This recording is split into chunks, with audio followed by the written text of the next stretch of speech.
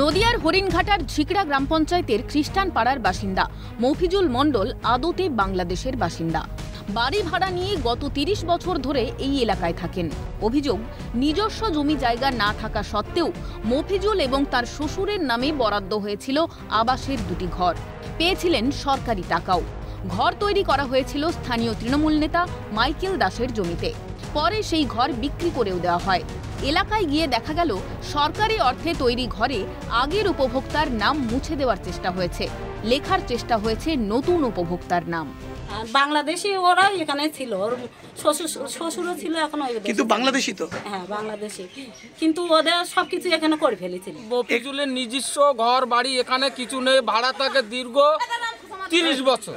ওর শ্বশুর শাশুড়ি অবধি থাকে, অথচ তার পাসপোর্ট ভিসা ওই সরকারতে 2টো বাড়ি, ওই বাংলাদেশে তার জমি জায়গা, voter I card, ration card সবকিছু আছে, এখানেও আছে। স্থানীয় সূত্রে খবর, 2016 মফিজুলের নামে আবাসের ঘর বরাদ্দ হয়। সরকারি অর্থ থেকে বড় অঙ্কের কাটমানি দিতে হয়েছিল তৃণমূল নেতা মাইকেলকে। নিয়ম অনুযায়ী অন্য দেশের নাগরিকের অধিকার নেই এই দেশে জমি কেনার, পেতে পারেন না সরকারি প্রকল্পের সুবিধা। সূত্রের দাবি, ভারতীয় নাগরিকত্বের যাবতীয় নথি আছে মফিজুলের, আছে আধার কার্ড, ভোটার কার্ড। অভিযোগ মেনে নিয়েছেন মফিজুল নিজেও। এখানে কত বছর থাকেন? আমি এখানে 35 বছর। 35 বছর রয়েছেন। Voter I card, Aadhaar card সব আছে। এই যে অভিযোগ পাচ্ছি, আপনি এখানে নিজের কোনো জমি নেই, তাই তো? আপনার নামে সরকারি বাড়ি, মানে আপনার শ্বশুর এবং আপনার মেয়ের নামে সরকারি বাড়ি রয়েছে।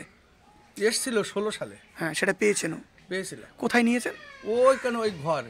সেটা কি আপনার নিজের জমি না তো? ওটা নিজের জমি ছিল। ওরা দলের লোকজন যে আরো নেতা ছিল, ওরা আমার বলছে যে তোমার নামে ঘর এসছে, তা তুমি কি নোবা? আমার এই পয়সা দিতে হবে। কে বলেছে সেটা? সে যারা ওই সময় নেতৃত্ব দিত। কোন দলে? তৃণমূলে। আমি তখন সিপিএম করতাম। সিপিএম করতেন। আচ্ছা, মানে পয়সা দিলে আপনাকে বাড়ি দেবে? বাড়ি দেবে। কত টাকা চেয়েছিল? আমার কাছ থেকে 1,05,000 টাকা নিয়েছে। কটা বাড়ি বাবদ? মানে আমার শ্বশুরের একটা ঘর এসেছিল আর আমার একটা ঘর। এলাকা সূত্রে দাবি, বাংলাদেশ থেকে শেখ হাসিনার উৎখাতের সময় রীতিমতো স্লোগান শোনা গিয়েছিল মফিজুলের বাড়ি থেকে। বাংলাদেশের চলতি অশান্ত পরিস্থিতির মধ্যেও সীমান্ত পেরিয়ে ওপারে গিয়েছেন মফিজুল। ফিরেছেন দিন কয়েক আগে। মফিজুল শাসক দল ঘনিষ্ঠ, ভোটে সন্ত্রাস চালাতে সাহায্য করেন শাসক দলকে। গোটা ঘটনায় প্রশ্ন উঠছে, দেশের সংবিধানে দ্বৈত নাগরিকত্বের নিয়ম নেই, তারপরেও কিভাবে ভারতীয় নাগরিকত্বের নথি বাংলাদেশির হাতে? তৈরি করিয়েছিলেন জাল পরিচয়পত্র, কিভাবে সেটা সম্ভব হলো? জাল নথি তৈরিতে কারা সাহায্য করে? জাল নথি তৈরির চক্র কি সক্রিয় নদিয়াতেও? উল্লেখ্য, গত শনিবারই কলকাতার পার্ক স্ট্রিট থেকে বাংলাদেশের রাজনৈতিক দল বিএনপির এক নেতাকে গ্রেফতার করে পুলিশ। ধৃতের থেকে ভারতের জাল পরিচয়পত্র উদ্ধার হয়। আর এতেই বাংলাদেশ সীমান্ত লাগোয়া নদিয়ায় আশঙ্কার কালো মেঘ ঘনীভূত হচ্ছে। সিএনএ খবর সম্প্রচার হতেই এলাকায় যায় পুলিশ, শুরু করে জিজ্ঞাসাবাদ। আর সেই সুযোগে ভাড়া বাড়ির পেছনের শৌচাগারের পাশ দিয়ে এলাকা ছাড়ে মফিজুল। মাত্র 50 মিটার দূরত্বে থাকার পরেও আগে মফিজুলকে গ্রেফতার না করে কেন জিজ্ঞাসাবাদ পুলিশের? উঠছে প্রশ্ন।